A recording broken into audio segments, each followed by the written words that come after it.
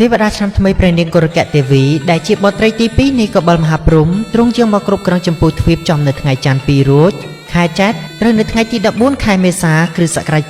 2025វេលាម៉ោង 4:48 នាទីជិតភ្លឺទ្រង់អំពរពណ៌លឿងលម្អទៅដោយសៀតផ្កាអង្គាបបោះអភិរណកមន្តាទ្រង់សោយព្រេង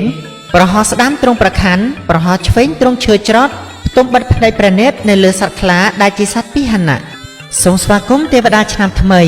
សូមលះបង់ចិត្តអាក្រក់អន្តរថ័យដែលជាចិត្តអប្រិយដោយចកគំនុំគុំគួនជាបាបឈ្នានីដែលកើតមាននៅក្នុងឆ្នាំចាស់ឲ្យជ្រះស្រឡះតាំងចិត្តប្រព្រឹត្តល្អបរិសុទ្ធប្រកបទៅដោយមេត្តាករុណាមុទិតាឧបេក្ខានិងបញ្ញាធ្វើបុណ្យសមាទានសិលតាមប្រពៃណីរក្សាសិល5ឲ្យបានខ្ជាប់ខ្ជួននោះទើបទេវតាឲ្យពើសពសាធិការដល់លោកអ្នកនឹងមានសិរីសួស្តីសុភមង្គលវិបុលសុខគ្រប់ប្រការតាំងពីឆ្នាំថ្មីនេះតរៀងទៅ